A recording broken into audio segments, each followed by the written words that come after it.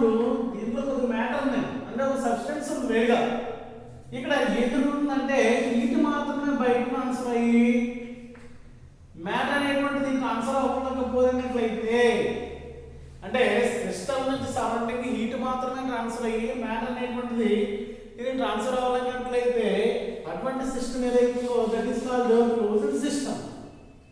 మీకు best example ఏంటంటే ఒక స్టీల్ క్యారియర్లో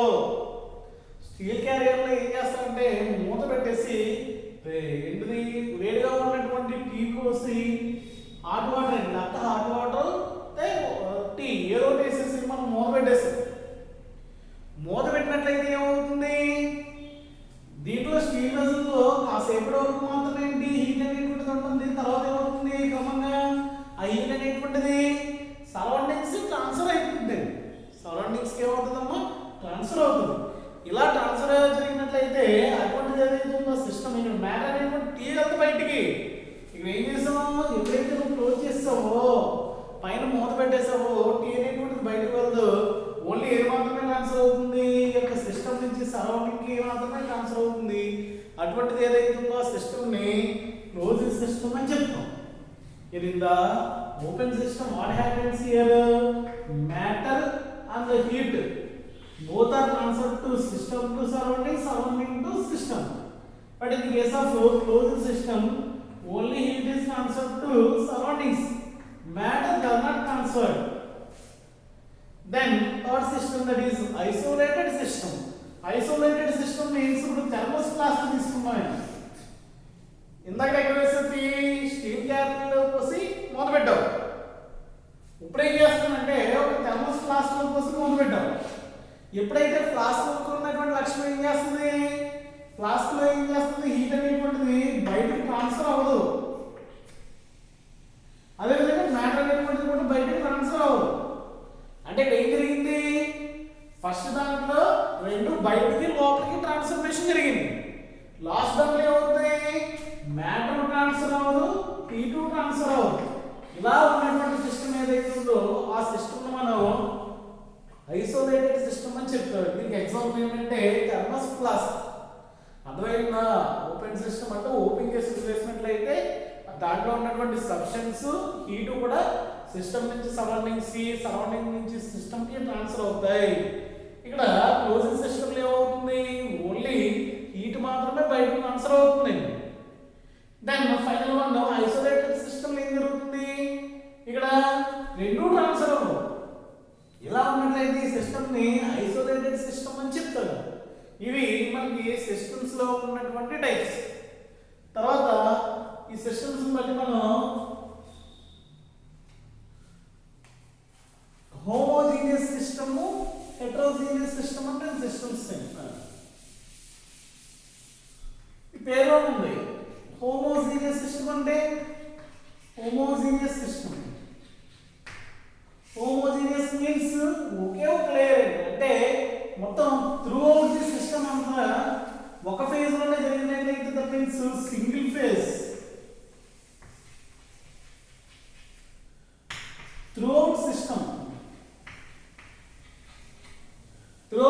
అంతా సింగిల్ ఫేజ్ లో జరిగినట్లయితే అటువంటి సిస్టమ్ ఏదైతే ఉందో it is said to be homogeneous system. అలా కాకుండా సిస్టమ్ అనేటువంటిది త్రూఅవుట్ ఫేజ్ డిఫరెంట్ ఫేజ్ లో ఉన్నట్లయితే అండ్ సింగిల్ ఫేజ్ కాకుండా డిఫరెంట్ ఫేజ్ లో ఉన్నట్లయితే దాన్ని ఏమని చెప్తామండి which is heterogeneous system. Heterogeneous system అమ్మా ఇది మామూలుగా ఉంది. కాకపోతే ఇవి ఏవైతే ఉన్నాయో దానికి ఎగ్జాంపుల్గా మనం తీసుకున్నట్లయితే సరిపోతుంది. ఇది సిస్టమ్ అండ్ సరౌండింగ్స్ గురించి విషయం. దెన్ నెక్స్ట్ వచ్చి వెరీ వెరీ ఇంపార్టెంట్ అండి that are extensive and intensive properties.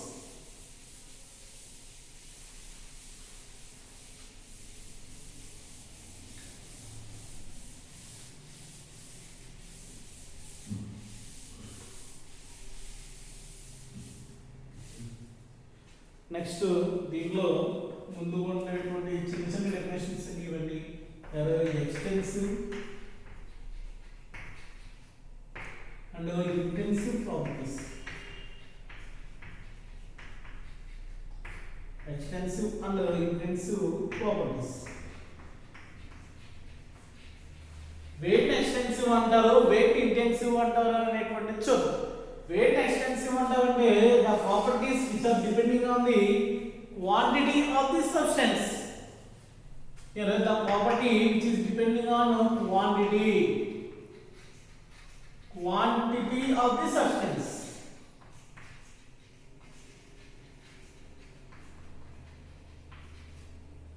Here intensive means not depending on the quantity of the substance.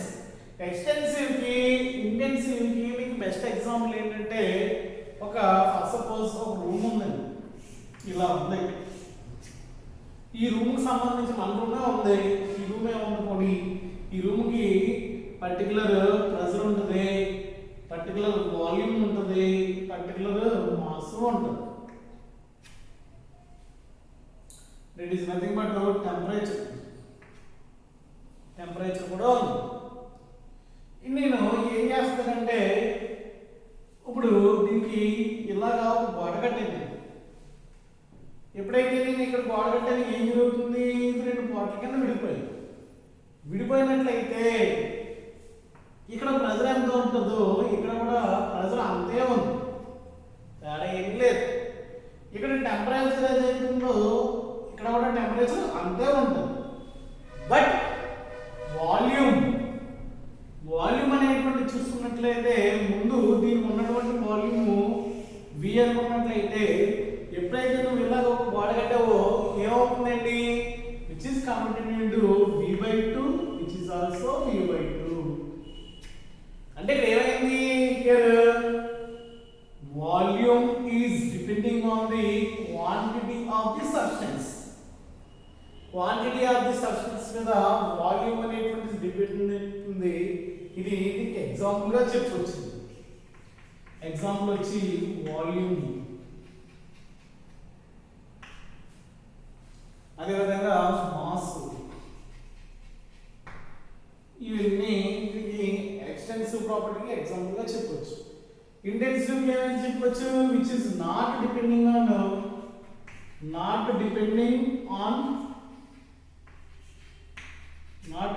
on the quantity of the substance. Quantity. What is the difference between quantity and the quality? Quality means ఎంత quality ఉందో చూస్తాం. Quantity అంటే పరిమాణం, ఎంత amount ఉందో చూస్తాం. Amount మీద depend అయినట్లయితే ఎక్స్టెన్సివ్, అమౌంట్ మీద డిపెండ్ అవ్వలేదు అంటే ఇంటెన్సివ్ ప్రాపర్టీ. ఇది 400 క్వశ్చన్ కింద మీకు ఇచ్చే ఛాన్స్ ఉంటుంది. Not depending on the quantity of the substance. Example ఏంటి, టెంపరేచర్, ప్రెషర్ ఇలాంటివి తీసుకున్నట్లయితే ఉంది. అదేవిధంగా ఇంటర్నల్ ఎనర్జీ, ఎంథాల్పీ ఇవన్నీ వస్తాయి. ఇది నెక్స్ట్ స్టేట్ ఫంక్షన్ అనేటువంటి డెఫినేషన్ ఉంది. ఎక్స్టెన్సివ్ ఇంటెన్సివ్ ప్రాపర్టీస్ అర్థమైంది కదండి. ఎక్స్టెన్సివ్ ప్రాపర్టీస్ అంటే the properties which are depending on quantity of the substance. Intensive అంటే not depending on the quantity of the substance. Then వచ్చి state function.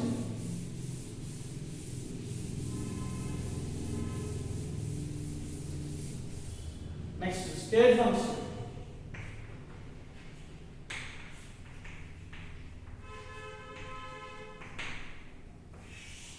State function means the function which is only depending on initial and final value. Initial and final value. The function which is only depending on the initial and final states. It is only depending on the initial and final state. Not depending on the pathway. Not depending on the pathway. అంటే అర్థం ఏంటి, state function దేని చెప్తూ ఉంటే state అంటే స్థితి. ఏంటిది, ఒక ఫంక్షన్ అనేది అనేటువంటిది ఇనీషియల్ అండ్ ఫైనల్ వాల్యూ మీద మాత్రమే డిపెండ్ అయ్యి అది జరిగినటువంటి విషయం ఏదైతే ఉందో దాని మీద డిపెండ్ అవ్వలేదు అంటే ఫర్ సపోజ్ ఒక వర్క్ ఉందండి, లేకపోతే మీకు ఇంకా క్లారిటీగా చెప్పాలంటే స్టేట్ ఫంక్షన్ అనేటువంటి దేని మీద మాత్రమే డిపెండ్ అవుతుందంట, ఫస్ట్ వాల్యూ అండ్ ఇక్కడ స్టార్ట్ అయింది ఇది ఇనీషియల్, ఇక్కడ ఎండ్ అయింది ఇది ఫైనల్. ఇనీషియల్ అండ్ ఫైనల్ మీద మాత్రమే డిపెండ్ అయ్యి ఇది ఇలా జరగడానికి పాత్ర ఏదైతే ఉందో దాని మీద డిపెండ్ అవ్వలేదండి. డిపెండ్ అవ్వకుండా ఉన్నటువంటి ఫంక్షన్ ఏదైతే ఉందో ఫంక్షన్ ఏమంటామంటే స్టేట్ ఫంక్షన్ అంట. దీనికి ఎగ్జాంపుల్ ఇంటర్నల్ ఎనర్జీ అనేటువంటి దాన్ని తీసుకోవచ్చు. ఇంటర్నల్ ఎనర్జీ అనేటువంటిది స్టేట్ ఫంక్షన్ అవుతుంది. ఇవన్నీ వన్ బై వన్ చెప్తానండి. ఇంటర్నల్ ఎనర్జీ, ఎంథాల్పీ, ఎంట్రోపీ, ఇలా డిఫరెంట్ టైప్ ఆఫ్ పదాలు ఉంటాయేమో థెర్మోడైనమిక్స్ ఆల్రెడీ మీకు టచ్లో ఉన్నటువంటివి. ఒకసారి మళ్ళీ రికాల్ చేస్తున్నట్లయితే సరిపోదు. ఇంటర్నల్ ఎనర్జీ అంటే ఇంటర్నల్ ఎనర్జీ దేని చెప్తాం, ఒక సిస్టమ్ ఉన్నటువంటి టోటల్ అమౌంట్ ఆఫ్ ఎనర్జీ ఏదైతే ఉంటుందో that is called internal energy. Total energy of the system, total energy of the system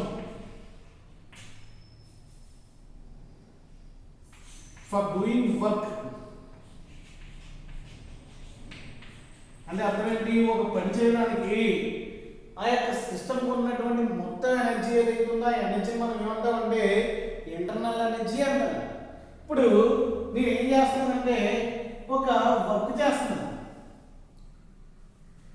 initial గా 10 degrees దగ్గర ఉందండి ఒక సిస్టమ్ యొక్క టెంపరేచర్. నేను దీన్ని 100 degrees ఇచ్చేయాలి. నా టార్గెట్ ఏంటి, 100 degrees పెంచాలి. దీన్ని నేను విధాలుగా పెంచుతున్నాను. ఎలాగంటే డైరెక్ట్ గా 110 నుంచి 100కి పెంచడం ఒక పద్ధతి. రెండో పద్ధతిలో ఏం చేస్తామంటే ఈ 10ని 0 డిగ్రీ చేసేసి 0ని మళ్ళీ 100 degrees రేట్ చేస్తాం. కానీ ఇక్కడ ఫైనల్గా ఏం జరిగింది, ఇనిషియల్ ఏముంది 10 degrees ఉంది ఆ సిస్టమ్ యొక్క టెంపరేచర్. ఫస్ట్ వేలో ఏం జరిగింది, డైరెక్ట్గా 100 అయింది. సెకండ్ వేలో ఏం జరిగింది, 0కి వచ్చి తర్వాత 100 అయింది. ఇనిషియల్ అంతా ఫైనల్ అంతా రెండింటికి. ఇనిషియల్ దానికి ఇంటర్నల్ ఎనర్జీ ఎంత ఉంది, 10 degrees టెంపరేచర్ ఉంది. ఫైనల్ ఎంత ఉంది, 100 degrees అయింది. నువ్వు ఎలా చేసావు అనేటువంటి మీద డిపెండ్ అవ్వలేదు. ఏమైంది, ఆ సిస్టమ్ యొక్క ఇంటర్నల్ ఎనర్జీ అనేటువంటిది ఇక్కడ నుంచి ఇక్కడ మాత్రమే జరిగింది. డైరెక్ట్గా జరిగిందా లేకపోతే తగ్గి జరిగిందా అనేటువంటి మ్యాటర్ కాదు. అందువల్ల ఇంటర్నల్ ఎనర్జీ అనేటువంటిది ఏదైతే ఉందో which is example for state function. State function means the function which is only depending on initial and final value, not depending on the pathway. జరిగినటువంటి మార్గం మీద కాకుండా ఫస్ట్ ఎలా ఉంది ఫైనల్ ఎలా ఉంది అనేటువంటి దాని మీద మాత్రమే ఆధారపడినట్లయితే దాన్ని స్టేట్ ఫంక్షన్ అని చెప్తారు. నెక్స్ట్ వచ్చి పాత్ ఫంక్షన్ ఉంటుంది. పాత్ ఫంక్షన్ అంటే దీనికి రివర్స్ ఎలా ఉంటుంది, ఏదైనా function initial and final value మీద మాత్రం కాకుండా డిపెండింగ్ ఆన్ ది పాత్ జరిగింది అనుకోండి, అది జరిగినటువంటి పాత్ ఏదైతే ఉందో ఆ మార్గం ఏదైతే ఉందో దాని మీద కూడా డిపెండ్ అయినట్లయితే that is called path function. That is called path function. Path function అంటే ఏంటి, the function which is compulsory depending on the pathway. Pathway మీద ఆధారపడి ఏదైనా ఫంక్షన్ జరిగినట్లయితే దాన్ని ఏమంటామంటే పాత్ ఫంక్షన్ అని చెప్తాను. ఎగ్జాంపుల్ దీనికి వర్క్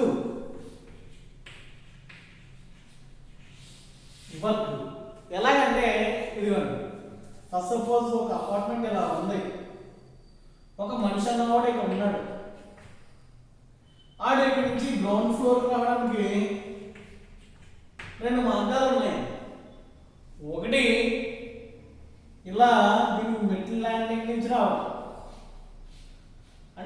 నుంచి ఇలా దిక్కుంటూ వస్తున్నాం.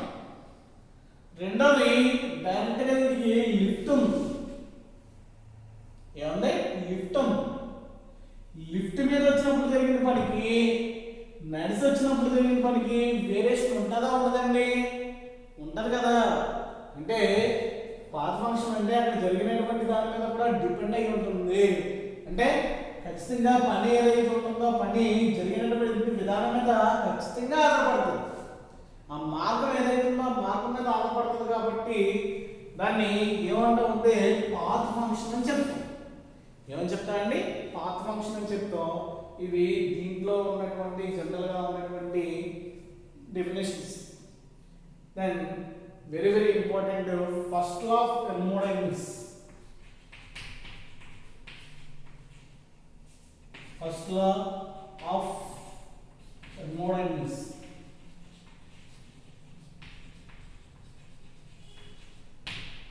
Here, first law of thermodynamics is nothing but law of conservation of energy. Law of conservation of energy అనేటువంటిది ఏదైతే ఉందో దాన్నే ఫస్ట్ లా ఆఫ్ థర్మోడైనమిక్స్ అని చెప్తారండి. ఏంటి law of conservation of energy? Energy can neither created nor destroyed. It can be converted into one form to another form only. Energy అనేటువంటిది ఏదైతే ఉందో దాన్ని సృష్టించడం, నాశనం చేయడం. ఏం చేయొచ్చు? దాన్ని ఒక ఫామ్ నుంచి ఇంకో ఫామ్ మాత్రమే కన్వర్ట్ చేయగలం. which is nothing but law of conservation of energy. Law of conservation of energy. ఏంటి statement? Energy neither created nor destroyed. It can be converted into one form to another form only అనేటువంటి definition ఉంది. Mathematical గా చూసినట్లయితే ఇక్కడ ఈ heat ఏదైతే ఉందో Q is equal to E plus W గా చెప్తాను. It is nothing but heat. ఇక్కడ ఏంటి అనేటువంటి దాన్ని చూసినట్లయితే Q అంటే హీట్ అండి. Heat. It is nothing but E అంటే internal energy. Internal energy and W అంటే వర్క్ డన్